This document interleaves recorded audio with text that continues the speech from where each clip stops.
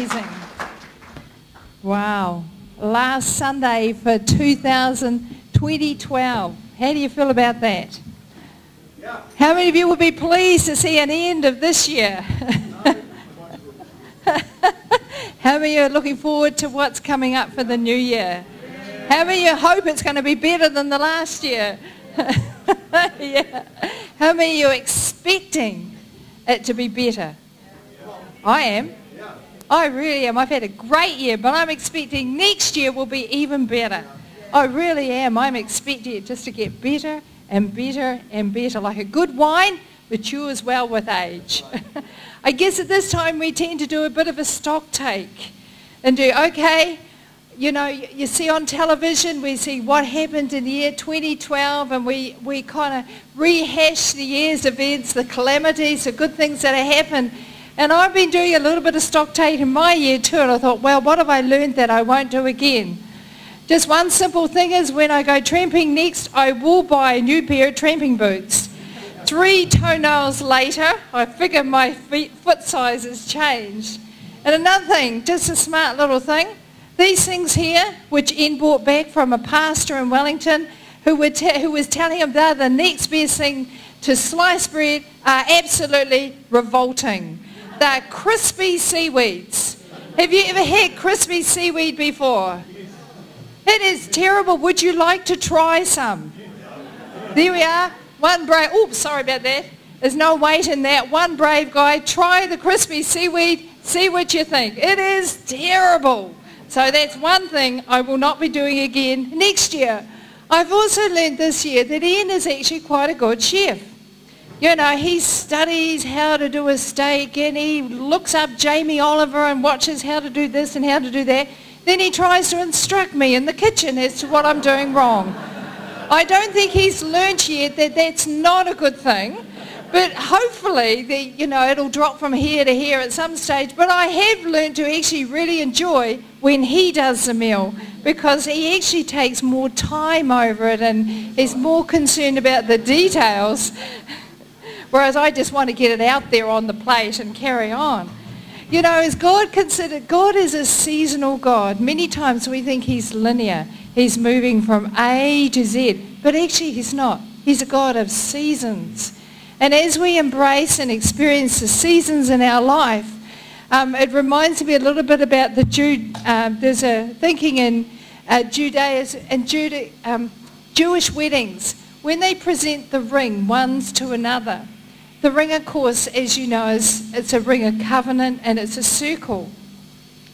And there's a Jewish thought behind the presenting of the rings one to another, that as we go around the circles of the seasons of life, when we come back to the beginning, that hopefully in that time we've learned a few things. We are more wise, we are more understanding, we are more gracious, we are bigger people. And so as we come to this part of our lives, as we stand on the threshold of a whole new year, are we more wise? Are we more gracious? Do we have more understanding? Is there new growth within us that will set us on a firm foundation for 2013? There's 2 things that I just want to talk about this morning that I think that could prevent us from moving forward with confidence and boldness. Just 2 things that I want to bring up. And I just, there's a verse in Isaiah which I absolutely love. It says, and this is a Message version, it says, you'll be confident, exuberant, expansive in the Holy One of Israel. Yeah. I actually really like that. I would like to be confident.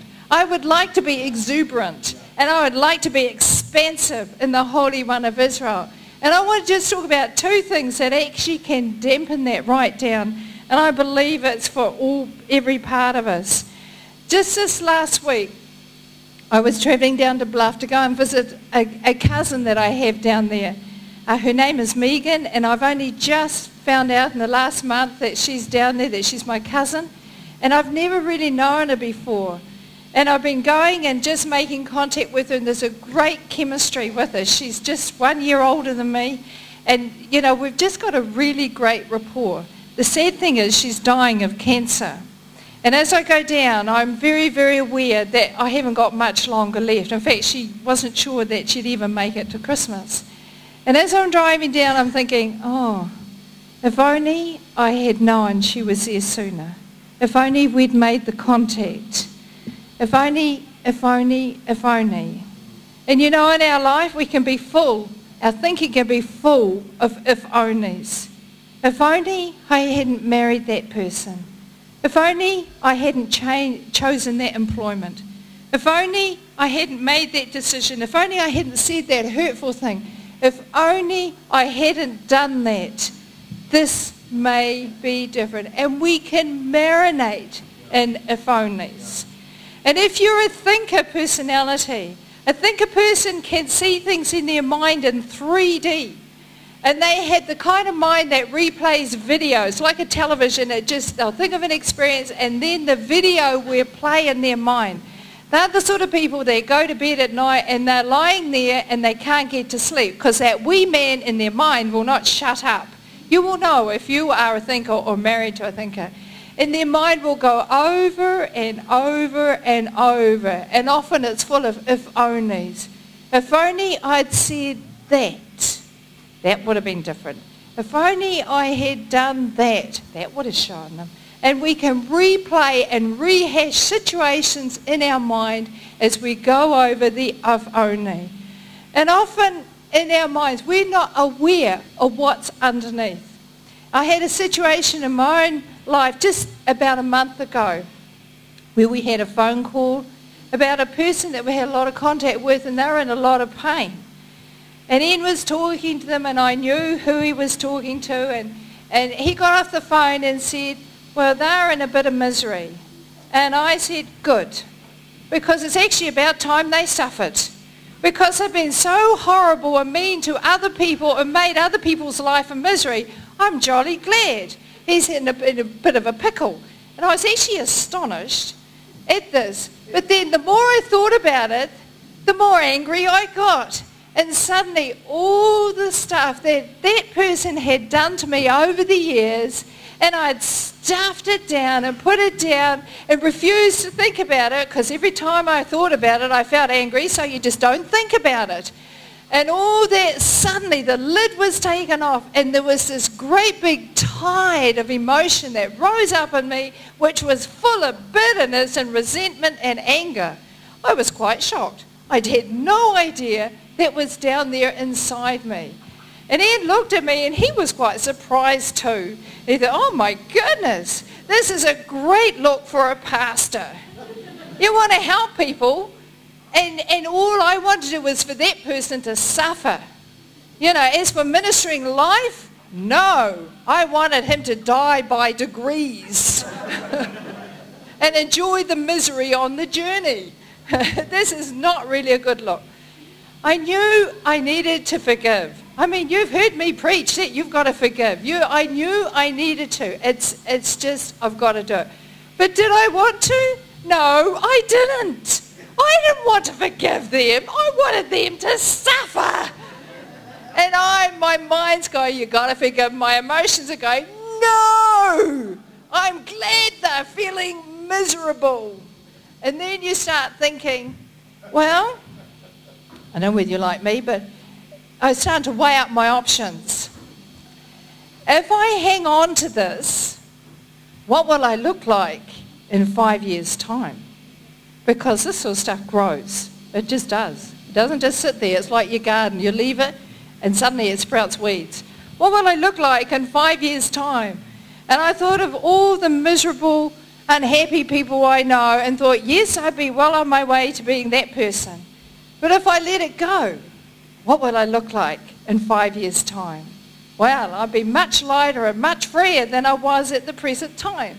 And so through clenched teeth, after a period of time when I'd burnt off a bit of energy, I said, and I didn't want to, I didn't mean it, but I chose to say, I forgive them.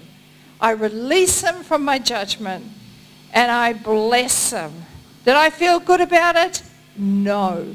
But I wanted to make sure that the enemy could not handcuff me to the past, Because every time I hold back in unforgiveness, he has a legal right to come and handcuff me to that situation. Did I feel wonderful? No, I didn't. But I chose to do it simply because I do not want him, the enemy, to restrict my future. And if I didn't forgive, he'd close the door on aspects. And it would be my choice. It would be my fault. So I released it and then handed it to God and said, what will you give me in exchange? I hand him all my bitterness. I hand him all my pain, all my humiliation. I handed it to him. What will you give me in exchange? Immediately in my spirit I had joy, and I felt it. I felt joy, I felt free, I felt light.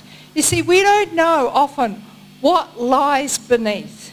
You know that movie, What Lies Beneath? We don't know what lies underneath in our subconscious, but God does.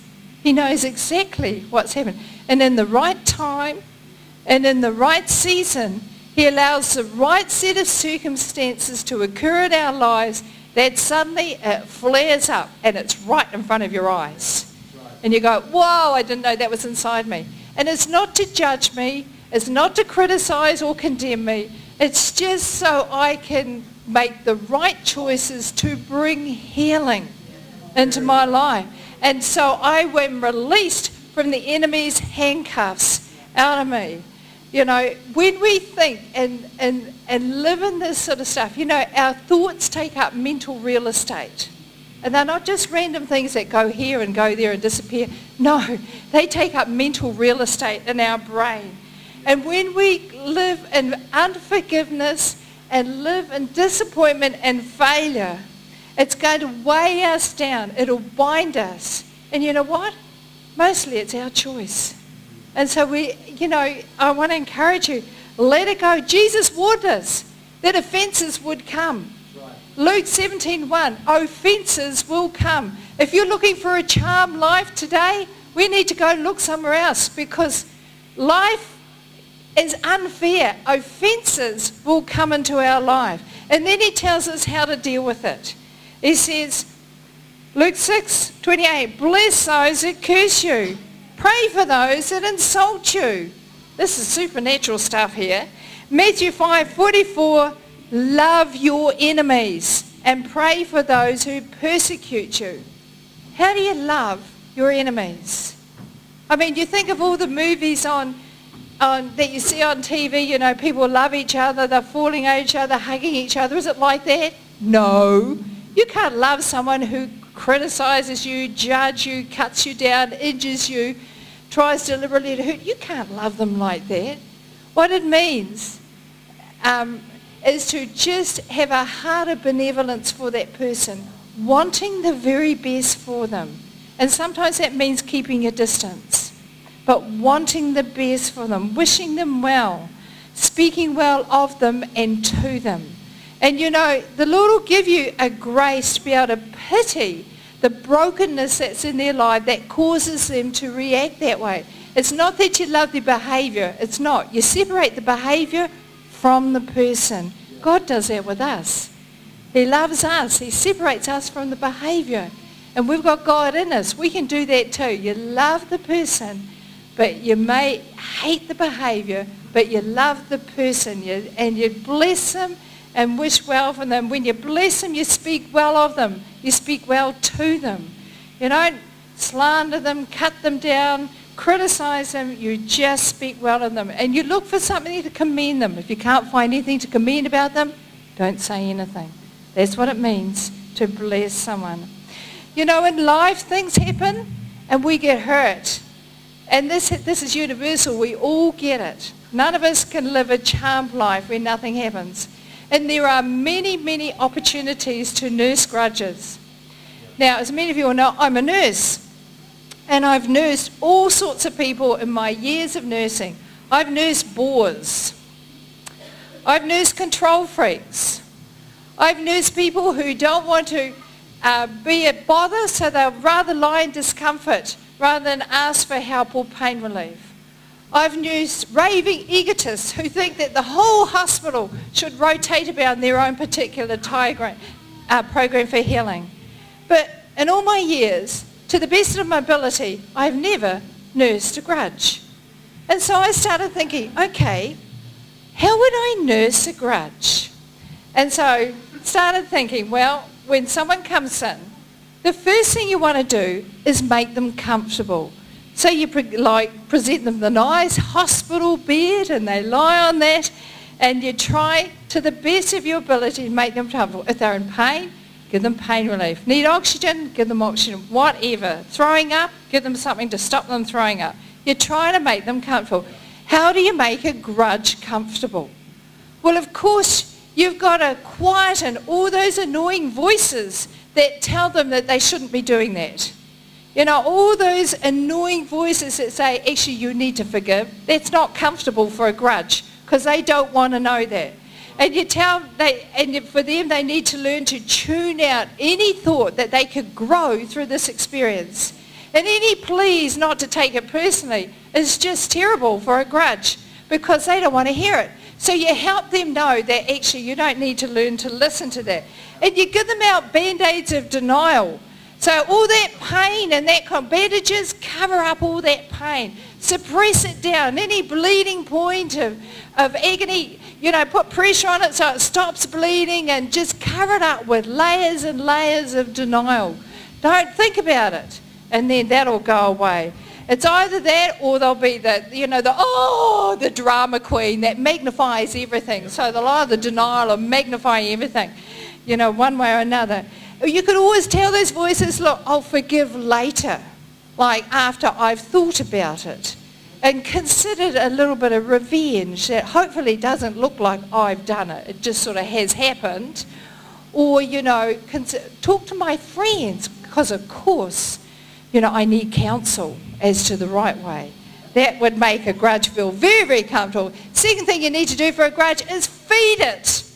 When people come into the hospital, they want food, some stage or another, so you've got to feed it. How do you feed a grudge? Well, you remind yourself how painful it is, and you rehash it in your thinking. And you remind yourself how you've been victimized and you didn't deserve that kind of behavior. And then with it, you rehash all the emotions that go with it. And your brain will help you with that because there's a part of your brain that stores all the emotions. And all birds of a feather flock together, and in your brain it's exactly the same. All the painful emotions where you've been rejected all got to clump together. And when you rehash it, they all raise their head and they all get stronger. So you can be sure that you are going to be thoroughly miserable and feel rejected every time you think because it'll just get stronger and stronger in your brain. That's actually feeding the grudge. And then you pamper. Third thing, you pamper a grudge. Anyone that's a long-term patient or in for a wee while, of course, we will try to look after them and make them feel special. Wash their hair, perhaps get a haircut, do their toes, nails, paint their nails, you know, put clothes on, give them clean sheets, all that sort of thing, things that you pamper. How do you pamper a grudge? Well, you make sure that all the bits that don't look too good are not showing. Okay, you put on nice stuff. You cover up all the bitterness and all the resentment, and you dress it up in spiritual language. Wow, that's a good way of doing it, pampering a grudge. You know, all that criticism and judgmentalism that you've got in your heart, well, you can make it look like, you know, you can term it that looks like discernment. Wow, that goes a long way. I know, I did that for a long time. Believe me, I know what I'm talking about. And then that control freak, that control thing that wants to be in control, well, you can temper it down a bit, and then it looks like leadership. And everybody thinks you're wonderful. It is amazing how we can pamper grudges. To discharge a grudge, what do? You get them out of bed, get them dressed, pack out their stuff, give them their instructions, and show them bye-bye, wave them bye-bye at the door. If the grudge wants to come back and sleep for the night in their bed, you say, sorry, you're gone. There's no room for you. And it's exactly the same situation when you forgive a person and the emotion comes back and you go, I thought I forgave them, but I'm feeling all this inside. You go, there's no room for you. You've gone. There's no room for you. You've been discharged. Bye, bye, bye, bye. You know, when you forgive people, it not only releases you, but it releases others, the person you forgive. Al Fury is an evangelist that comes through here, has been through earlier in the year. He told an astonishing story of his own journey on forgiveness. His father was an alcoholic, abandoned the family of 3 sons, and our mum was a really passionate Christian. All these boys were raised to follow God. He was on his road to ministry, and God said to him, you've got to forgive your father. Forgive your father, you've got to be joking. The man needs to die. And he just would not do it. He refused to forgive his father. And God's so gracious. God is so kind. And come back, you've got to forgive your father. No, I'm not forgiving my father. No, no. And then it got to a point, he got to a brick wall, and he knew that this time God was not, he was serious. You know, not that God isn't serious, but he just knew that unless he forgave his father, he would not be able to progress on. And so he rang his father, who had remarried, and his father was dying. And he said, can I come and see you? He hadn't seen him for years. And he went to his dad, and he said, Dad, I'm sorry for my attitudes. I'm sorry for the way I acted. And he would have been quite bumptious and obnoxious. He said, I'm sorry I was such an obnoxious teenager. I'm sorry. And I forgive you for the way that you left home. His father cried. He'd never said, he just cried and cried. He said, son, I've been waiting for this for a long time. And then, amazingly, his father got healed. Here he was dying one day, and he just got healed. It released him. It really released him. Your God is full of grace, and he says, forgive, forgive. Sometimes the person we need to forgive is ourselves. I want to say God has budgeted for your failure. He has budgeted for it. He has budgeted for it. Sometimes we resist, and we may find we're resisting God. God resists the proud, but gives grace to the humble. The second thing I just want to touch on, I'm looking at the time, are the ones who kind of are always thinking in the future. Michelle, you brought it out beautifully this morning. Well done, you. I felt like going, woohoo! Those are the ones who live in the future, whose minds are always worried about what if? What if I lose my job? What if I get cancer? What if my kids go off the rails? What happens if we lose our house? What happens if there's an earthquake or a fire? What happens, you know, if this and what if that happens? And they're always worried about what may never happen. Matthew 6 verse 34 says, don't worry about tomorrow. Don't worry. Well, tomorrow will care for itself. It just lays out there, don't worry. You know, we have a God who's promised to look after us and to care for us. But most of us act like it's not like that. You know, there's 3 things in life that are unchanging. 1, there is a God. Okay? 2, you are not him. Okay? Everybody said, praise the Lord. If I had been God, I would have killed me a long time ago. And 3, your IQ is not the same as God's. Would you agree with that? You know, we might have an average IQ 120. I don't know. But God's is trillions. And he does see it different from us. You know, and he doesn't make a mistake. And he tells us, 1 Peter 5, cast all your cares on him. Give him all your cares. Give him all your worries. You don't need to be scared for tomorrow because I'm going to look after you. Give all your worries to God. Honey, will you give me your iPad? Yep. I know I've got one, but yours is later model. I'd really like to have yours. Will you give me your iPad, please? Well, he's not very enthusiastic. Where'd you preach about giving before? Where was that enthusiasm you're talking about? Are you sure? So this is mine. But what I do with it is mine. Because I want you to give it to me. And it's mine. It's mine. Will you give me... No, it's not what's yours is mine and what's mine me own. When you married me, you promised to give me all your things. Didn't you? Thank you. So this is now my iPad. I've got 2 iPads. And Ian's got none. Oh dear, how sad, too bad. I've got 2 iPads. Isn't it good? Wow, I should try this more often. So here I am with my 2 iPads. This iPad has got more in it than my iPad has. You know, I can do whatever I like with this iPad. I can choose to put it in the cupboard and leave it there. I can choose to give it away. Wow, wouldn't that be exciting?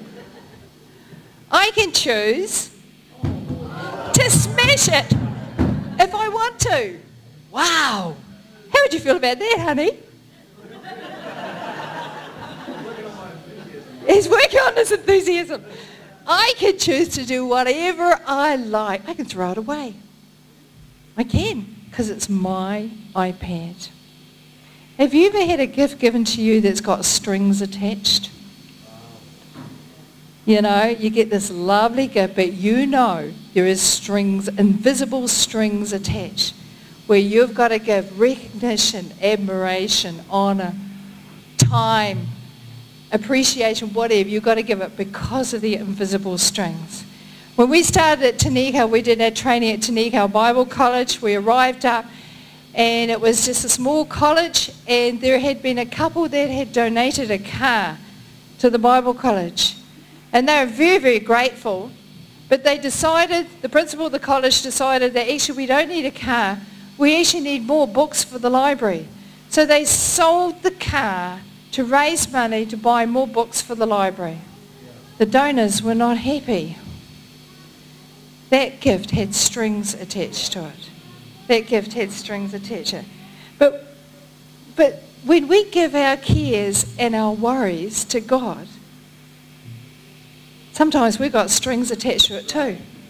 Sometimes we go, God, I'll give you my cares, I'll give you my anxiety, I'll give you my concerns, but you've got to act like it in a certain way. And so we can take them back again. It's like Ray Andrews was telling a story of this lady that he was talking to who says very, you know, she was sitting there looking very marvellous, saying she, you know, like she was expecting my medal. Every day I give my cares to God. Wow, every day? Every day? And she said, oh, she was looking so happy. She was, yeah, every day I give all my cares and worries to God. And he goes, wow, tell me about this. This is amazing. What happens at night? Does he give them back at night time? Are they too big for him? Can't he manage them? What is it that you've got to give it every day? Oh, every day I give back the same care. What, lady? You don't give it at all. You don't give it at all. You give it and you take it back. You give it and you take it back. You give it and you take it back. That's an Indian giver. And Jesus was Jewish. And when he's on to a good thing, he doesn't give back. Give it and don't take it back. This is mine. I can do what I like. I may loan it back to you. I may loan it back to you. But he can't take it back because he gave it to me. And in the same way, give your cares and your worries to God. The concern about your marriage, your concern about your house, your mortgage, whatever. Give it to God and don't take it back. Don't be an Indian giver. The trouble with most of us is that we give stuff and because worry and care and concern is our friend. We're not happy when we've got this freedom and light and joy. We don't know what to do with a life of peace and joy. It's not comfortable because worry is our friend. God will deliver us from our enemies, not our friends. And if worry is your friend, you will find it really difficult to live in peace and joy because it won't feel natural. We don't need to worry. We have a Saviour. You know, we don't have to spend all our time worrying about the regrets of the past or worried about the future. We have a Saviour that is provided for us. The root cause of worry is not concern, it is unbelief. That's a root cause of fear and anxiety is unbelief. The reality is we don't believe we have a God who will look after us. We don't believe we have a God who will look after, care for us, protect us, provide for us. We don't believe that, and so we worry. You know, in Hebrews 4 verse 6, it says, God's rest is there for everyone to enter. You know, when we're in worry and unbelief, we'll never get there. But those who first heard this good news failed to enter because of their unbelief. This is serious, folks. We need to repent of unbelief. Worry is just unbelief dressed up in religious clothes. It looks responsible. It looks the right thing to do, but it's nothing than pure, unadulterated unbelief and fear. I want to encourage you, don't let the enemy rip you off. When you give it to God, the enemy will come back and taunt you. He'll go, oh, there's not much difference to that person. You need to tell him, shut up. I've given it to God. It's his responsibility. When he looks at your behavior that you've given to God, he goes, wow, that doesn't look very different. You're still acting the same. You say, shut up. God's going to deal with it in his timing. When he reminds you that a situation hasn't changed, that you've given to God before, you're reminded, shut up, that's not my responsibility. God is going to deal with it. When he needles you about your sons and your daughters and what's happening, your grandsons and daughters, you go, and you don't think it's what's happening is right, you go, shut up, that's not my problem. God's looking after him. We've got to be aggressive and take a stance with the enemy because he will try to take us down. Gratitude is an expression of faith. God, I thank you so much, God, that you are taking care of that. It is not my responsibility. I've given it to you. I am not going to be an Indian giver. I am not going to take it back. It is not my responsibility. You know, faith is the opposite of unbelief. You cannot have both. You cannot have both. Every time you choose to worry, choose to get concerned, you are choosing not to believe that God is there for you. It's just that simple. You just slip right back into unbelief. You cannot have both together. It's one or the other. You know, Jesus is a designated burden bearer. Why are you trying to do his job? There's only one of you getting paid for it, and it's not you. He's the one who is the burden bearer. You don't need to live in anxiety and fear about the future. We don't need to do that. He's made every provision. And I realize for some people this is a huge mindset because you've done it all your life. And can I just make a suggestion? If you really want to marinate in worry and depression, just to help you, you know, you can go cold turkey. Well, I'm not going to do that anymore. There's not a lot of people that can actually do that. Or you can go methadone, okay?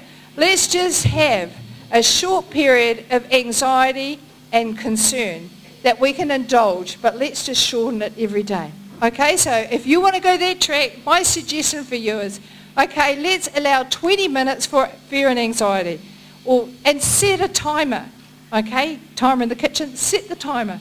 Okay, I'm going to have 20 minutes of fear and anxiety. And then start your timer and really go, you know, go to the doctor over. Just get really anxious about what could happen, you know, why this has happened, why should I have done that. Just think up of all the most bizarre scenarios that you can. Then when the alarm goes, stop it. Okay? I've done my worry for the day. I'm not doing any more. And refuse to go back. When the enemy comes back to remind you, or when your mind, because it's the habits are formed in our thinking, though the habits die hard. When the habit comes back, you go, no, I've done my day's worry. I refuse to go there. Every day, reduce it by 5 minutes. Every day, reduce it. Maybe for you, this would be helpful. I've got a sheet here which says on it, I surrender to God. And there is a list of things that you can surrender. My children, my future, my relationships, my vocation, my marriage, my family, my sickness, my bitterness, my past failures. That's just some of them. And then there's a wee prayer that says, Father, you are my God. I was not created to carry the load that I am. I cannot make one hair black or white. I am not the Holy Spirit in other people's lives. Think about that for a moment. Surprise, revelation. I have failed to enter your rest, and I am not God. You are God. I have a God, and therefore I surrender all that I carry to you this day. I give this to you believing you have taken it, not because I feel it, but because I believe it. Thank you. I now enter into your rest. There is room for you to sign it, and there's a date. So when the enemy comes back and goes, yeah, but what about that? You go, hang on a minute. I've already given that to God. Here's the contract. And then you give it away again. Now, there are forms available, and Ray and Pam right up the back there will have them available for you as you exit the door today. You are very welcome to avail yourself. Take as many sheets as you like and give them out to other people if you'd like to do that. But that, for some people, will be really, really helpful because you've written it and signed it. Yeah. You've entered into a contract. That helps. You know, as I get older, I want to work smarter, not harder. And there is a peace for the people of God. In this world of chaos and confusion, there is an ability for us to live a life of rest. The enemy, his mandate is to steal, kill, and destroy.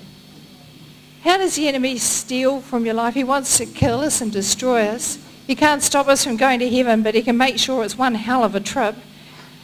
And so how does he steal our life? Well, here's a suggestion. If he can get you focused on the if-onlys, the past, marinating in all that disappointment and failure, and rehashing all those scenarios and situations where you'd wished you'd chosen differently or done differently, you may have got a minute. Or if he can get you focused on the future, where you're anxious and worried about what may or may not happen, he may have another minute. Now, you only need 60 minutes, you've got an hour. And if he can keep you focused, and some of us flick from the past to the future, don't really live in the present. We flick from the past, what has been and what may be in the future. I'm not saying you don't plan for the future. We can't control the future. We do plan, but we can't control. And so he'll have us focusing on one or another. And if he can get us focused on what has or hasn't happened, well, 60 minutes makes an hour. And then maybe, if we're really good at it, it could be a couple of hours or 3 hours. You know, 3 hours out of a day is quite a substantial chunk of your present time. And then it only takes, you know, one day, or he might take a week, or he might take a month or a year. He'll steal your present time. That's how he steals your life. He steals your present. Your present is the only thing that you can change. You can't change the past. You can't control the future. The enemy will steal your present one moment at a time. That's how he does it. That's how he steals from you. One moment at a time. I want to encourage you as I ask the musos to come back. Don't let him rip you off. Don't let him rip you off. The only thing that you could affect at this present time is your present. And I want to encourage you as you look to the year 2013. I want to encourage you to learn to make an effort to live in the present day, to live with enthusiasm, to live with courage, to live with boldness, to live in exuberance. You know, he allows in our lives things in his wisdom that he can prevent in his power. And sometimes we don't understand and we want to ask why, but as you know, why is the wrong question to ask. He's promised that we will have troubles, but he's with us. As Psalm 91 verse 9 says, if you make the Lord your refuge, and if you make the Most High your shelter, no evil will conquer you. No evil will conquer you. If you make the Lord your refuge, if, that's a choice. Do I want to run to my anxiety or do I want to run to God? It's our choice. You know, we have to run to him, okay? Will I run to him? Will I run to his shelter? He doesn't change, but he gives us shelter. Evil will help into us. Evil happens. That's the nature of the world we live in. No evil will conquer you. That's a brilliant promise. I love that. Doesn't mean to say evil won't heaven. That's living in fairyland. It means that it won't conquer me. And God has the ability to make the things that happen in your life work out for your highest good, so that we could see our lives from God's perspective. We would choose exactly what he has chosen for our lives. He really does. He's just so masterful in this. I want to encourage you, don't let the devil rip off your present. Let go of the past. Don't be anxious for the future. I love that quote, Michelle, you were saying. Don't be anxious for the future. He's promised to give you a future and a hope. Don't let that go. Don't let that go. As we just finish, I wonder if you mind standing, and I'd just love to pray for you. I'm just very conscious too. I really believe that what I spoke about, the healing, Alfie and his dad, and I really believe that for some of you here, there is healing that will follow your forgiveness as you release people. I really believe in God that there will come healing, not only, and I'm talking physical healing here, not only in your own life, there will healing that will come, and physical healing for the perpetrator, the one that's offended you. And so I want to encourage you, don't let it go, don't let it lie. You know, when God allows things to come into your life, let it go and let him come and bring restoration and wholeness into your life. God bless you. It's going to be an exciting 2013. If you don't know God, we want to create an opportunity for you to get to know him. He's wonderful. He's brilliant. He's not like what he's been misrepresented for a long time by many church folk. He's just so wonderful. And he is there for you, and he wants to do his best for you. Amen. I'm going to give a hand pass over to you. Amen.